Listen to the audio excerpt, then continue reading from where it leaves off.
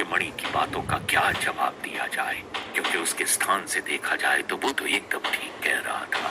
मगर आज मुझे स्वयं पर संदेह होने लगा था कि क्या मेरी परख खोटी है, क्या मुझे खरा सोना पहचानना नहीं आता, क्या सच में मेरी मणि के बगैर मैं कुछ नहीं हूँ। मणि ने मुझे अपने ही समक्ष लाकर खड़ा कर दिया और छोड़ दिया मेरे लिए एक बहुत बड़ा सवाल कि क्या मेरी वजह से दुर्योधन हारा। मैंने मणि को जवाब दिया, मणि, भाग्य की रेखाएं आज तुम्हारे साथ थी। अर्जुन सिंह केवल बलशाली ही नहीं बल्कि चालाक भी है, ठीक अर्जुन की तरह। यदि आज वो तुम्हें पकड़ने में असफल हुआ है तो इसका अर्थ ये बिल्कुल मत समझना कि वो हार गया है। शायद अगर अभी तुम यहाँ हो तो ये भी उसी की बनाई गई युक्ति का एक भाग होगा। वो हार मानने वाला नहीं है, वो तुम्हें जरूर पकड़ेगा। अश्वत्थामा, एक बात बताओ, तुम मेरी तरफ हो या उसकी तरफ? मुझे तो लगता है कि उससे ज्यादा तुम चाहते हो कि वो मुझे पकड़े। बड़ी ऐसी बात नहीं है। एक वीर का परम मित्र वही होता है जो उसके सामने उसकी आलोचना करे, और मैं तुम्हें आलोचना के साथ समझा भी रहा हूँ कि अर्जुन सिंह की परख मुझे है और वो कोई छोटा मोटा योद्धा नहीं है। वो जंगल में रुका सिर्फ अपने साथियों के लिए, क्योंकि उसे यकीन है कि वो तुम्हें कभी और भी पकड़ सकता है। और उस समय तुम्हें पकड़ने से अधिक जरूरी था अपने साथियों को बचाना। इसलिए अर्जुन सिंह दोबारा घूम गया, वरना उस वीर को सियारों और भेड़ियों का कोई डर नहीं। मैंने उसे इन सबसे खुले में लड़ते हुए देखा है। सियार और भेड़िया तो उससे खौफ खाते हैं। बस अश्वत्थामा, बस बहुत हो गया। मुझे मत समझाओ कि मुझे क्या करना है। अभी तुम यहाँ से चले जाओ, मुझे अकेले में स्वयं के साथ वक्त बिताना है। तुम जाओ। मगर मणि, अश्वत्थामा, मैंने जो कहा शायद वो तुमने सुना नहीं। मैंने मणि की बात मान ली और बगैर आगे कुछ कहे वहां से चला गया। मेरे जाने के बाद मणि ने क्रोध में आकर कुल्हाड़ी से एक जोरदार प्रहार अपनी खिड़की पर किया और खिड़की का कांच चूर चूर होकर बिखर गया। इसके बाद मणि अपना सर पकड़कर सो गया। सुबह हुई तो मणि ने अपना मुंह साफ किया। मणि अपने बिस्तर को समेट रहा था कि तभी चाचा विपिन ने मणि को आवाज लगाई, मणि, कहाँ हो? देखो तुमसे कोई मिलने आया है। मणि चौंक गया। इतनी सवेरे सवेरे उससे मिलने के लिए कौन आया है? उसने दरवाजा खोला तो देखा सामने अर्जुन सिंह खड़ा था।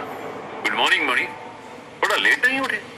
लगता है कल रात को बहुत ज्यादा थक गए थे। मणि ने अपने दांत पीसते हुए अर्जुन सिंह से कहा, आप बड़े नाराज मालूम होते हैं अपनी किस्मत से। क्या कल रात की मेहनत व्यर्थ गई क्या? मेरी मेहनत कभी खराब नहीं जाती मणि। किस्मत ने तुम्हारा एक बार साथ दिया, इसका मतलब ये नहीं है कि वो हर बार तुम्हारा साथ देगी। बस सब कुछ ही दिनों की बात है जब लोगों के सामने अश्वत्थामा का असली चेहरा आ जाएगा। मणि ने मुस्कुराते हुए अर्जुन सिंह की बात का जवाब दिया। मैं इंतजार करूंगा। अब आप जा सकते हैं, मुझे बहुत से काम है, चलता हूं। मणि ने इतना कहकर दरवाजा बंद कर दिया। अर्जुन सिंह दांत पीसता रह गया और कुछ देर दरवाजे को घूरने के बाद वो वहां से चला गया।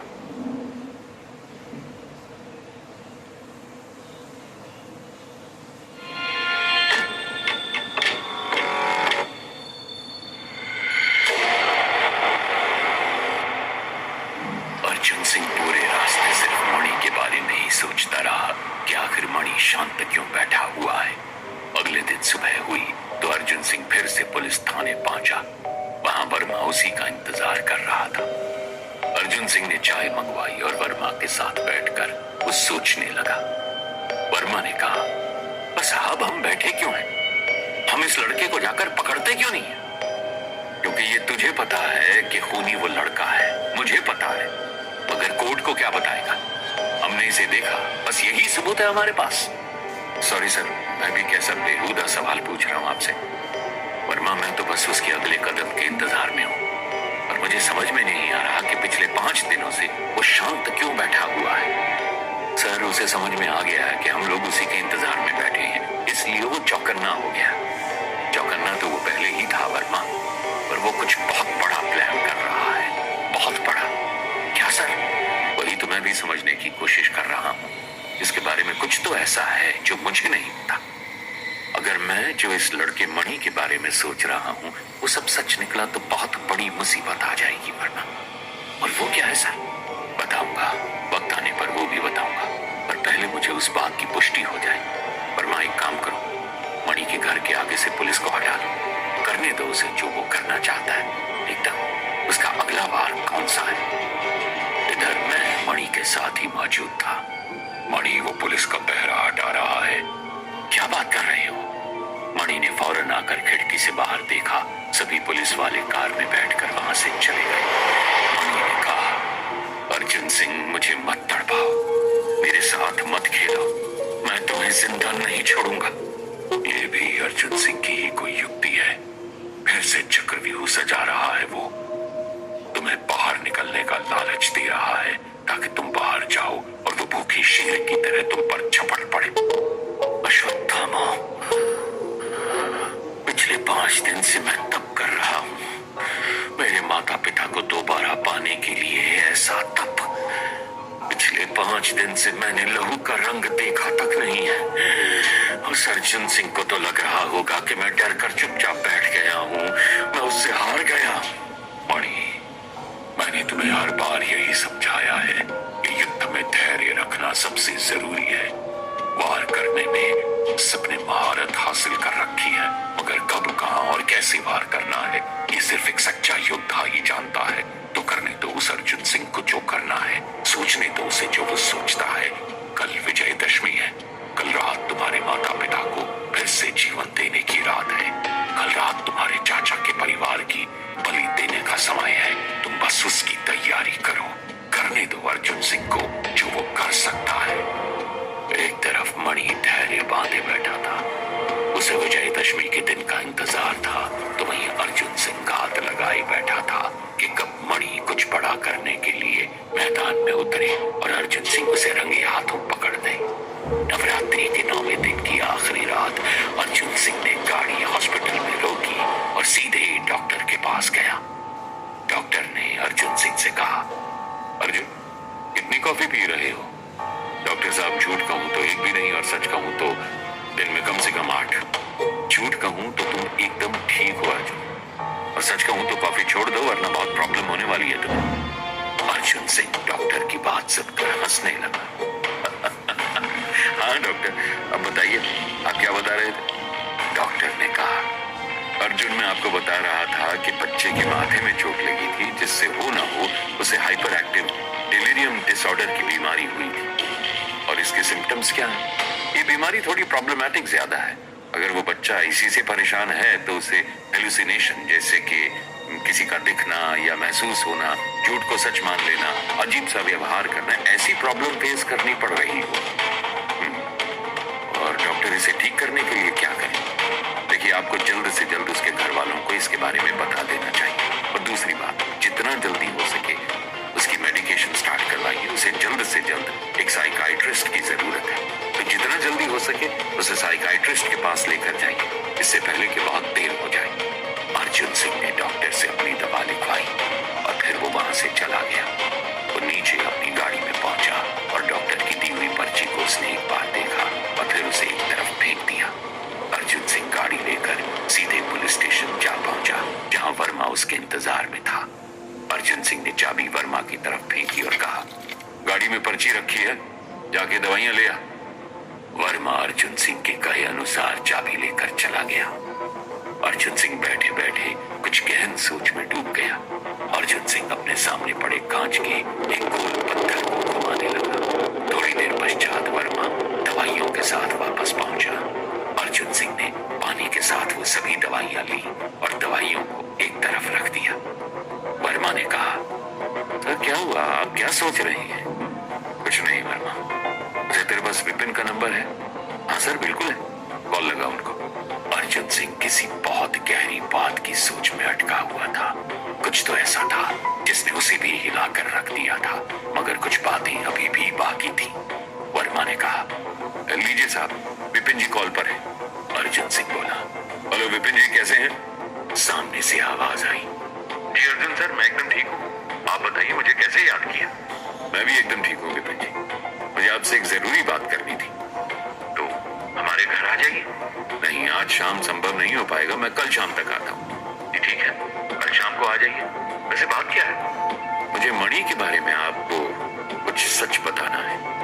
जी सच? कैसा सच? क्या मणि ने कुछ किया है?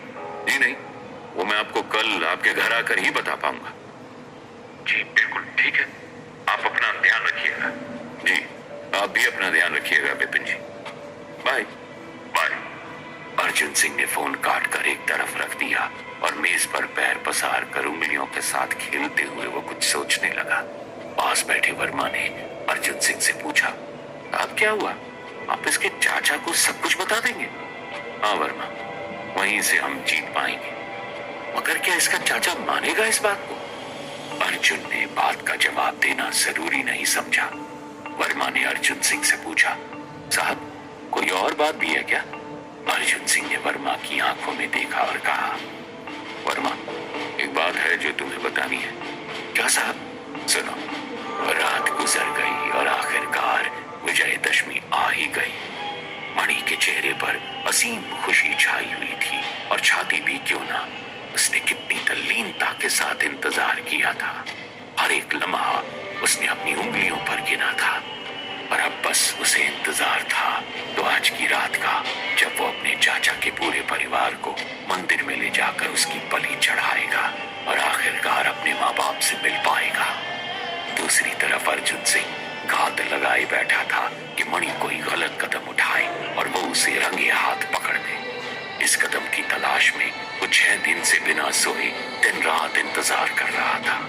अर्जुन सिंह ने मणि के घर के बाहर से पुलिस की गाड़ियों को पूरी तरह से हटा दिया था और इन सब से अलग गांव में हर तरफ यही शोर था कि आखिर अश्वत्थामा कहाँ चला गया? आखिर अश्वत्थामा अचानक शांत क्यों हो गया? कुछ लोगों का मानना था कि अश्वत्थामा जैसा कुछ भी नहीं था, ये बस लोगों का वहम था। वहीं अश्वत्थामा की कहानी को सच मानने वालों ने अश्वत्थामा के मंदिर के आगे जाने से कोई मौका नहीं छोड़ा था। भीड़ अभी भी पागलों की तरह मंदिर में उमड़ रही थी। मंदिर में चढ़ावे की कोई कमी नहीं थी। लोग न जाने कहां से मन्नतें लेकर वहां पर आ रहे थे, इसी उम्मीद में इस कलयुग में उन्हें सरकार या न्यायालयों की जगह एक शापित अश्वत्थामा ही बचा पाएगा।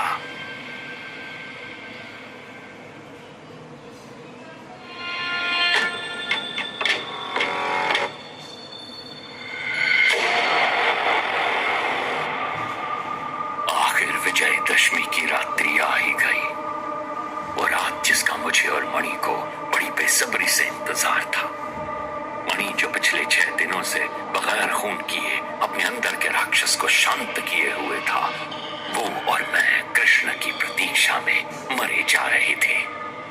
नमस्कार, आप सभी को बता दें कि आज दशहरे के महोत्सव पर असीरगढ़ में जगह जगह रावण दहन किया जा रहा है।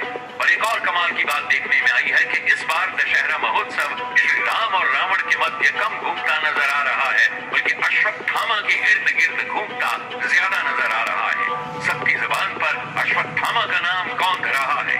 हर कोई अश्वत्थामा के नाम की रट लगाए हुए है। पटाखों पर अश्वत्थामा का नाम है, बच्चों के खिलौनों पर अश्वत्थामा छाया हुआ है। अश्वत्थामा के मंदिर में भीड़ कम होने का नाम नहीं ले रही है। हर कोई बस अश्वत्थामा का ही नाम जप रहा है। जहां तक अनुमान लगाया जा रहा है, आज रात्रि तक कम से कम 1 लाख से भी ज्यादा श्रद्धालु असीरगढ़ अश्वत्थामा मंदिर में देखने को मिलेंगे। मगर एक सवाल जो सबको खाए जा रहा है वो ये है कि आखिर कहाँ है अश्वत्थामा? अश्वत्थामा काफी वक्त से शांत बैठा है, इसलिए हर जुबान यही जानना चाहती है कि कहाँ है अश्वत्थामा। उधर वर्मा बोला, साहब आप जो कह रहे हो अगर वो सच है तो हम सब बड़ी मुसीबत में हैं। अर्जुन सिंह ने जवाब दिया, एकदम ठीक कहा तुमने वर्मा, इसीलिए तो मैं उसके घर ये सब बताने जा रहा हूँ। अर्जुन सिंह मणि के घर के लिए पुलिस थाने से निकल चुका था। शहर में सभी की जुबान पर एक ही सवाल था कि आखिर अश्वत्थामा कहाँ है। असल में मैं और मणि दोनों मणि के घर में मौजूद थे। समय संध्या और रात्रि के मध्य फंसा था। मणि और मैंने मिलकर पूरे घर को नशीले पदार्थ खिलाकर बेहोश कर दिया था। मणि बोला, अब क्या करें अश्वत्थामा? अभी ने वाहन में बैठाकर असीरगढ़ ले चलो। मणि ने एक एक करके पहले तीनों के हाथ पैर बांधने के पश्चात तीनों को लाकर वाहन में पटक दिया। घर का दरवाजा खुला ही छोड़कर मणि तीनों को अपने साथ असीरगढ़ ले गया। इधर मणि का निकलना हुआ और उधर अर्जुन सिंह का घर पहुंचना हुआ। अर्जुन सिंह ने अपना वाहन घर के बाहर रोका। वाहन का द्वार बंद करके उसने घर की घंटी बजाई। एक बार, दो बार, कई बार घंटी बजाने के बाद उसने दरवाजा खटखटाया। दरवाजा खुला ही था, इसलिए खटखटाने पर खुल गया। अर्जुन सिंह ने अंदर झांक कर देखा और चाचा को आवाज लगाई, विपिन जी, विपिन जी, शोभा जी, पार्वती जी। मगर घर में कोई होगा तो आवाज सुनकर बाहर आएगा ना। अर्जुन सिंह ने फिर से सबको आवाज लगाई, मगर अंदर से कोई जवाब नहीं आया। अर्जुन सिंह ने सभी कमरों में अवलोकन किया। उसने पाया कि घर में कोई नहीं था। अर्जुन सिंह फौरन भागकर मणि के कमरे में गया। उसने अपना हथियार निकाला और दरवाजे को लात मारी। देखा, अंदर मणि नहीं था, मणि गायब था। अर्जुन सिंह कमरे में घूम रहा था कि तभी उसने कांच पर कुछ लिखा हुआ पाया। कांच पर लिखा था, इन सबसे दूर रहो अर्जुन सिंह, वरना मारे जाओगे, तुम्हारा अश्वत्थामा। अर्जुन सिंह ने फौरन पुलिस थाने में फोन मिलाया। वहां से वर्मा ने फोन उठाया। हेलो जी साहब। वर्मा, फौरन टीम को भेजो, घर पर कोई भी नहीं है।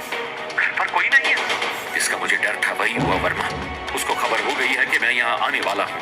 वो यही प्लान कर रहा था। तुम टीम को भेजो जल्दी। जी साहब, मैं अभी टीम को भेजता हूँ। अर्जुन सिंह ने अपने सर के बाल नोचने शुरू कर दिए। वो सोचने लगा कि आखिर मणि कहाँ गया होगा। दूसरी तरफ मंदिर के द्वार बंद हो चुके थे और गुप्तेश्वर मंदिर के पंडित असीरगढ़ किले से जा चुके थे। मणि ने इस कदर पागलपन छाया हुआ था कि उसने असंभव रास्ते पर ही गाड़ी चढ़ा दी। तीनों को कार से नीचे फेंकने के बाद मणि ने वापस गाड़ी जंगल की तरफ घुमा दी। वहां से सूखी लकड़ियां इकट्ठा करने के बाद मणि ने वापस गाड़ी मंदिर की तरफ घुमा दी। मणि ने गुप्तेश्वर महादेव के मंदिर का ताला तोड़ दिया और द्वार खोल दिए। अंदर रखे दिए में तेल डालकर लौ जला दी। मणि ने हवन कुंड तैयार किया और उसके पास सभी सूखी लकड़ियां लाकर जमा कर दी। मणि ने चाचा, चाची और शोभा तीनों को लोहे के खंभों के पास वहीं लाकर खड़ा कर दिया, जहां पुराने समय में फांसी दी जाती थी। मणि ने दो दो जोड़े की लकड़ियों से खंभों जैसे दो स्थान और तैयार किए और तीनों को इन स्थानों पर बांध दिया। मणि ने कुल्हाड़ी निकाली और आसमान में बिजली चमकने लगी। मणि ने कुल्हाड़ी इन तीनों से थोड़ी दूरी पर रख दी और हवन कुंड की सजावट में लग गया। पर तभी जोरदार बारिश होने लगी। वहां दूसरी तरफ मणि के घर पर पुलिस का जमावड़ा लग चुका था। सभी पुलिस वाले मणि को खोज रहे थे। वहीं अर्जुन सिंह मूसलाधार बारिश में जंगलों में मणि की खोज करने में लगा हुआ था। बारिश की आवाज से अर्जुन सिंह और उसके साथियों को आसपास की आवाज सुनाई नहीं दे रही थी। अर्जुन सिंह ने चीख कर कहा, वर्मा, वर्मा। जी साहब, कुछ मिला क्या? नहीं साहब, यहाँ कुछ भी नहीं है। कुछ देर पश्चात देखने के बाद वर्मा को कुछ दिखाई पड़ा। वो चीख कर बोला, साहब, साहब, साहब। अर्जुन सिंह फौरन उसके पास जा पहुंचा।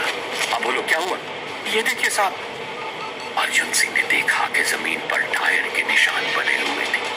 अर्जुन सिंह ने उन निशानों का पीछा किया और ये निशान कुछ ही दूरी पर जाकर खत्म हो गए। दूसरी तरफ मूसलाधार बारिश में मणि ने हवन कुंड तैयार कर लिया था। उसने हवन में आग लगा दी और मेरे कहे अनुसार वो मंत्रों का जाप करने लगा। हमें यूं हवन करते देख असीरगढ़ की सभी आत्माएं जाग उठी थी। मणि, अब समय व्यर्थ न गवाओ, हवन शुरू करो। जी अश्वत्थामा।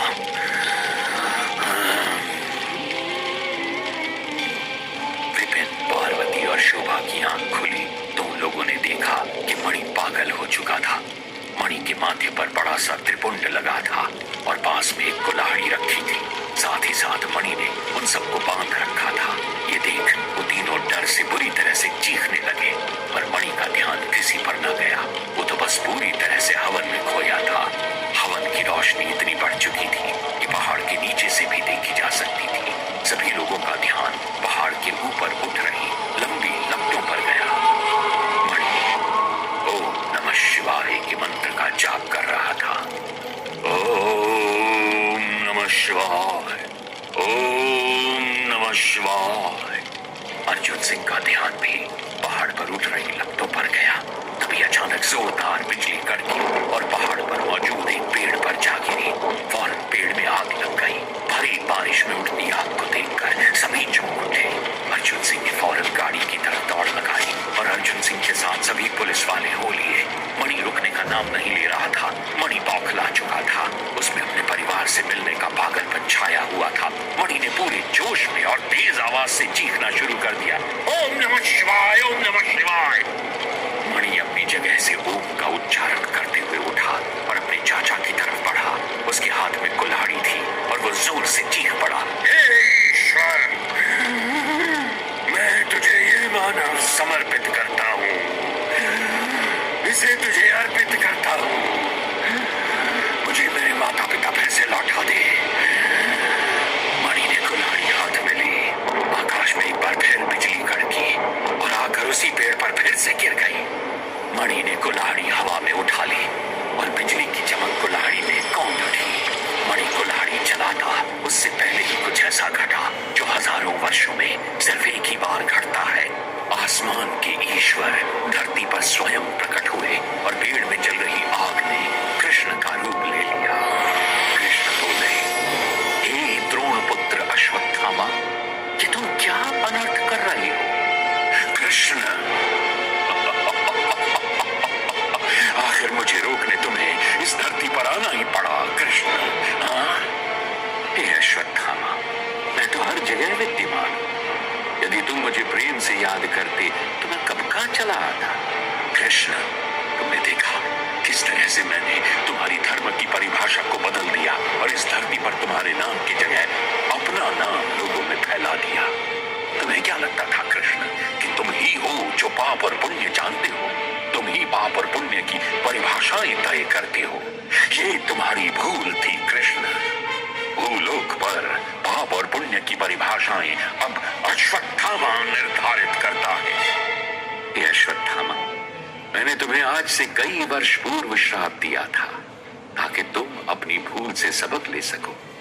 मगर तुमने अपनी भूल से सीख लेने की जगह अपनी विनाशकारी योजना को ही चुना और अपने साथ इस साधारण से अबोध बालक को भी फंसा लिया।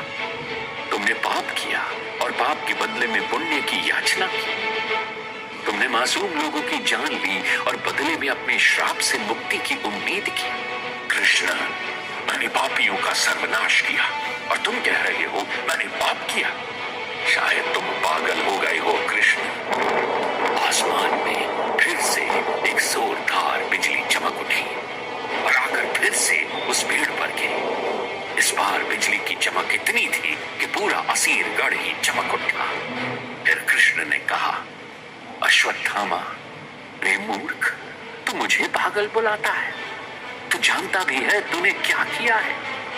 तूने कई मासूम मानवों को मौत के घाट उतारा है सिर्फ अपने लालच के लिए, केवल अपने आप को श्राप से मुक्त करवाने के लिए। तू कौन होता है किसी को मृत्यु दंड देने वाला?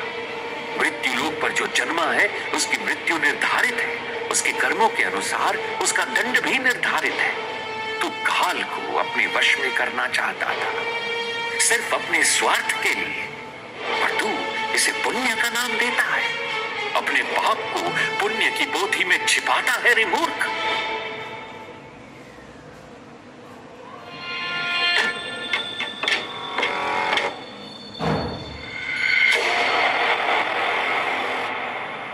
असीरगढ़ किले में हजारों लोगों की भीड़ उमड़ चुकी थी और सभी लोग इस दृश्य को देखकर विस्मित हो रहे थे। मणि ने कुल्हाड़ी विपिन की गर्दन पर रख दी थी। कृष्ण के इस विकराल रूप को देखकर मुझे अपनी भूल का एहसास हुआ और मैंने कृष्ण के आगे घुटने टेक दिए। मुझे माफ कर दो कृष्ण, मुझे माफ कर दो, मुझसे भूल हो गई जो मैंने अपने स्वार्थ के लिए सृष्टि के नियमों के साथ खिलवाड़ किया। मैं माफी चाहता हूँ कृष्ण। कृष्ण बोले, तेरी भूल की वजह से तुझे दिया हुआ श्राप खुद ब खुद बढ़ जाता है, जिसके अनुसार अश्वत्थामा तू आने वाले हजारों साल तक अभी और ऐसे ही भटकता रहेगा। हर क्षण तू दर्द की अनुभूति करेगा और प्रतिदिन अपने किए पर तुझे पछतावा होगा। नहीं कृष्ण, नहीं, ऐसा अनर्थ मत करो। मुझसे भूल हुई, मुझे माफ कर दो कृष्ण। अश्वत्थामा, तुमने जो इस बालक के साथ किया, ऐसा तुम किसी और बालक के साथ कभी न कर सको, इसलिए तुम्हें ये श्राप दिया गया है। मणि ने कुल्हाड़ी को जोर से ऊपर हवा में उठाया और सभी लोग कांप उठे। इतने में पीछे से एक हाथ ने आकर कुल्हाड़ी को रोक लिया और मणि की गर्दन पर एक इंजेक्शन लगा दिया गया। ये इंस्पेक्टर अर्जुन सिंह और उसके साथ डॉक्टर था। मणि पहले तो खूब छटपटाया और फिर बाद में वही बेहोश हो गया। इधर मैं चीखते चिल्लाते हुए कृष्ण से क्षमा याचना करता रह गया, पर कृष्ण मुझे क्षमा किए बिना ही वहां से चले गए। पेड़ की अग्नि कृष्ण के जाने के साथ ही फौरन बुझ गई। बेहोश मणि को फौरन अर्जुन सिंह ने अपने कंधे पर उठा लिया और उसे अपनी गाड़ी की तरफ लेकर वो चलने लगा। हजारों की भीड़ ये दृश्य देखकर चौंक गई। भीड़ में किसी ने जोर से चीख कर कहा, यही हमारा अश्वत्थामा है। उस आदमी का इतना कहना हुआ कि भीड़ पुलिस वालों पर टूट पड़ी। भीड़ ने मणि को वहां से ले जाने से इनकार कर दिया। पुलिस की पूरी टीम भीड़ को हटाने में जुट गई, मगर भीड़ में मणि को लेकर एक पागलपन छा गया था। हर कोई अपने अश्वत्थामा से मिलना चाहता था, उसे छूना चाहता था। बेहोश मणि को जैसे तैसे हजार लोगों की भीड़ से बचाकर अर्जुन सिंह ने उसे अपनी कार में बैठाया और कार को असीरगढ़ से नीचे उतारकर भीड़ के बीच में से वो बच निकला। बेकाबू भीड़ कार के पीछे पीछे भागने लगी। बाकी सभी पुलिस वालों ने मणि के परिवार के हाथ पैर खोलकर उन्हें वहां से सुरक्षित निकाला। इधर अर्जुन सिंह मणि को सुरक्षित अस्पताल ले आया था।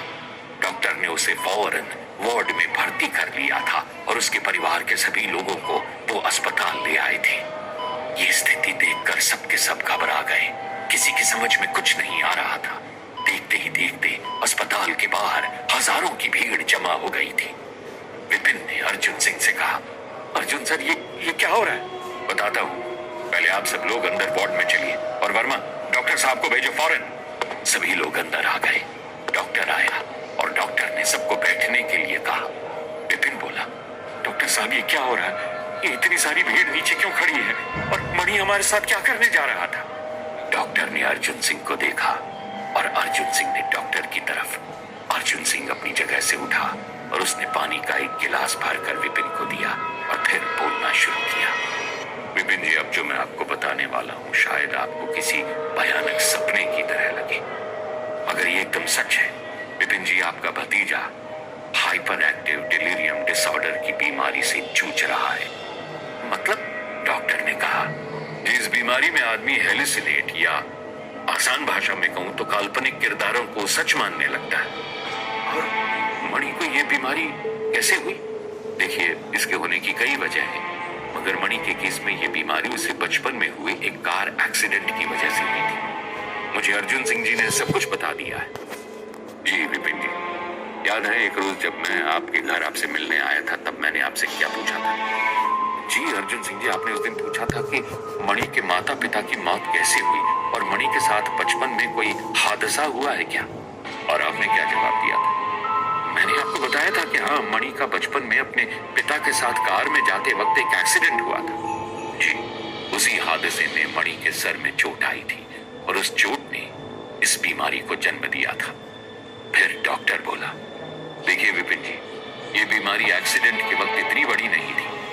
कुछ दिन पहले अर्जुन सिंह जी मणि की उस वक्त की रिपोर्ट्स मेरे पास में लेकर आए थे।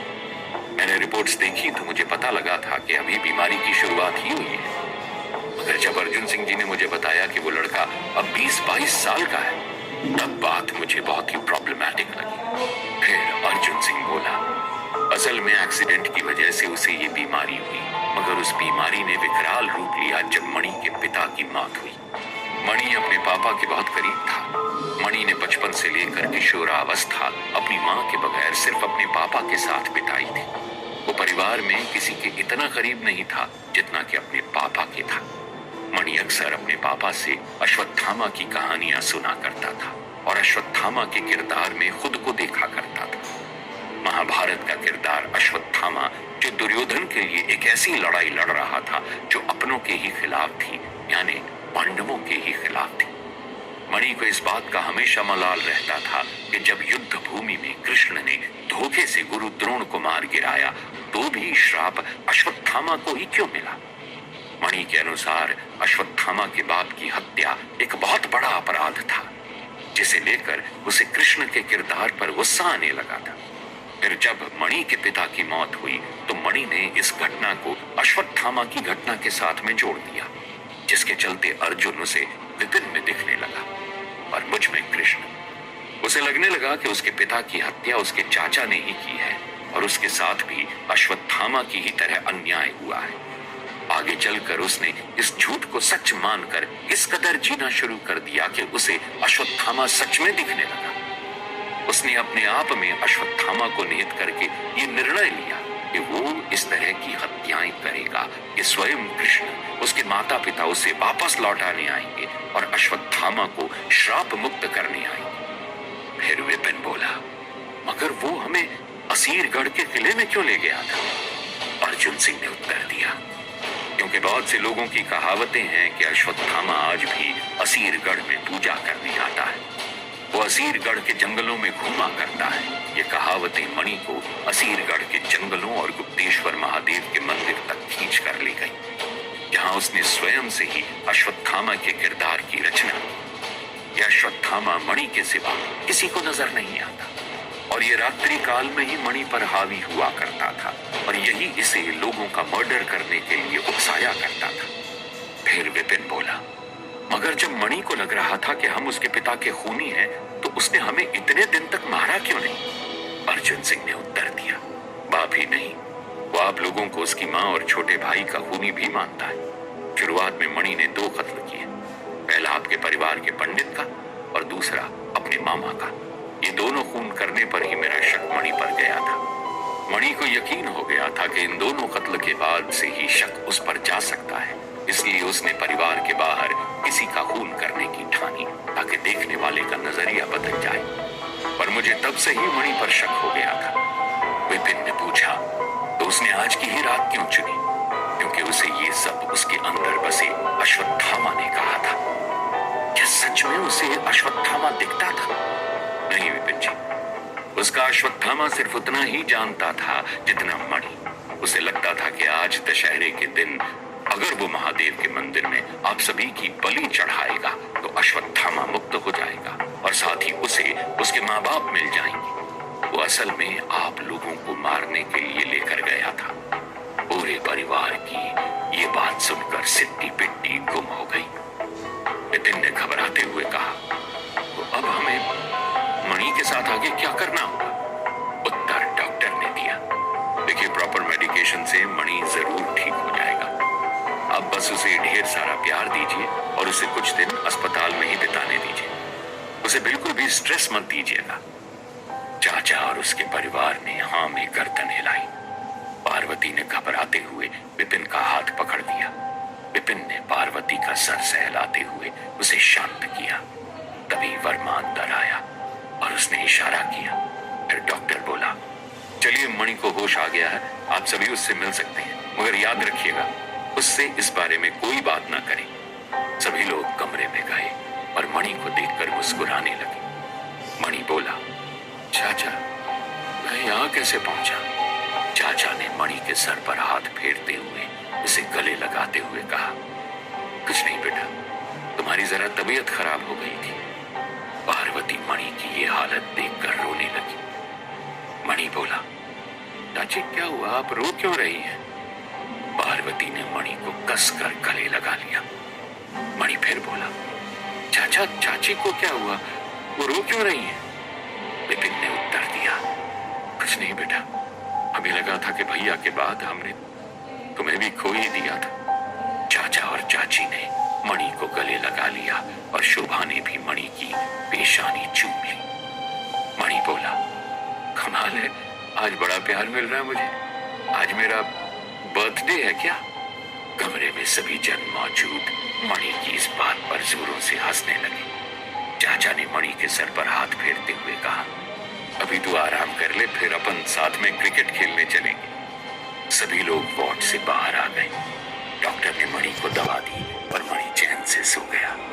फिर डॉक्टर बोला, अभी आप लोग घबराइए नहीं, मणि बहुत जल्दी ठीक हो जाएगा। चाचा ने डॉक्टर का धन्यवाद किया और सभी लोग घर चले गए। वर्मा अर्जुन सिंह के पास आया और बोला, सर अश्वत्थामा तो गया, अब? अर्जुन सिंह ने उत्तर दिया, अब क्या, हमारा काम खत्म थोड़े होता है।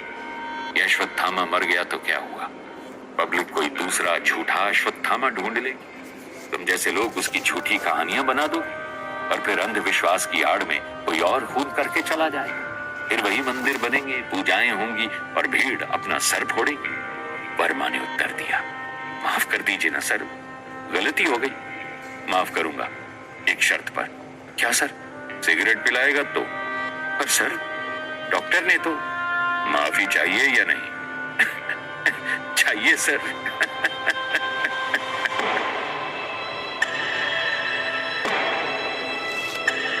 मणि, मणि, उठो मणि, अभी कार्य पूर्ण नहीं हुआ है। अभी महादेव के आगे बलि चढ़ाना बाकी है। मुझे मालूम है अश्वत्थामा, मुझे मालूम है।